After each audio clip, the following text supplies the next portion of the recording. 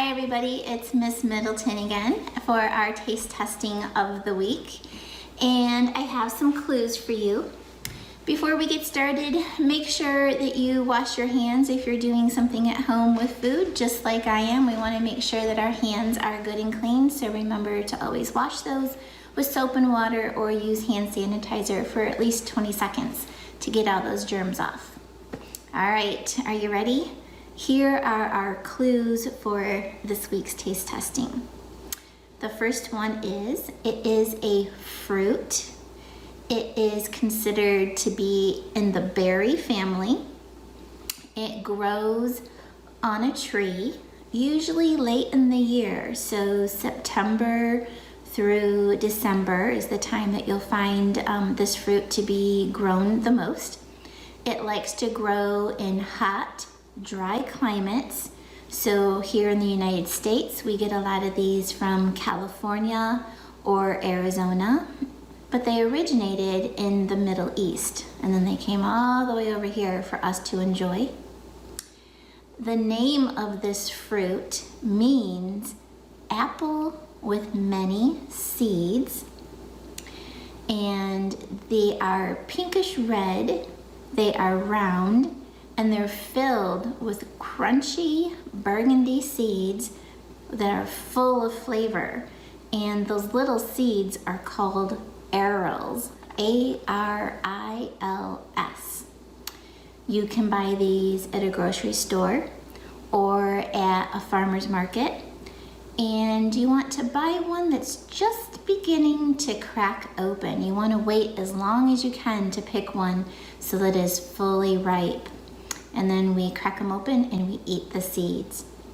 You also want to be careful about the juice from this fruit because it can stain your clothes or stain the surface that you're working on. Does anybody know what this apple with many seeds is called? It starts with the letter P. Yes, if you said pomegranate, you are correct. And this is what a pomegranate looks like. So it kind of does look like an apple, but it's not. And we're gonna crack this one open and we're gonna see all the tiny seeds inside that we can eat. And those seeds are just bursting full of flavor. So you might say, well, how do you crack it open without making a mess? I'm gonna show you how to do that. So get an adult to help you because you're gonna need a sharp knife to do this. The first thing you want to do is find the stem end. This part here that looks like these little things are kind of poking through, this is called the crown end. Okay, so we're going to call that the top, or where your crown would sit. We want to use the stem end, which is going to be the other side, and we want to cut off just a little bit of that stem end, and you can already see that juice starting to come out on my cutting board, so be very careful. So cut off that end over there. Then put that end flat down on your cutting board. At the crown end, you're gonna cut around. Again, kind of just going around that crown. Again, be very careful. And we're gonna cut a little circle all the way around that crown. Kind of a shallow circle that we can just kind of cut off. And I wore black today because I know this is going to be juicy and kind of messy. So here's the crown that I just took off. We'll set that over to the side. And now if you look inside there, you can already see all the juices starting to come out. The next thing that you want to do is cut from the top to the bottom along the side. And maybe do about maybe 6 different sections, just like you would have sections on an orange. And you want to go just barely through the membrane. You'll kind of feel a little bit of resistance, and then as you get there, you're going to feel it let up. And kind of cut some little sections all the way around. You can have more than 6. There we go, and I'm going to do one more. So I think I'm gonna probably end up with more like 8, but that's okay. All right, so now that you have your little sections, the next thing to do is to slowly peel or pry it open, and you want to be careful because you don't want to hurt those seeds. You can already see some of those seeds are dropping off. So what you could do in order to separate the seeds from the membrane, I have this bowl of water right here, which I'll set over here to the side. You can open these up over that bowl of water, and what will happen is the seeds will start to fall to the bottom, and any part of the membrane will actually float on top of the water.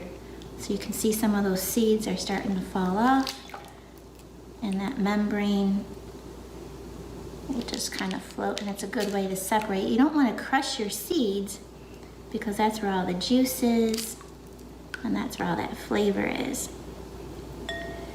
So you can start here, and then I can just kind of take these seeds and separate them from the membrane. Again, try not to crush them.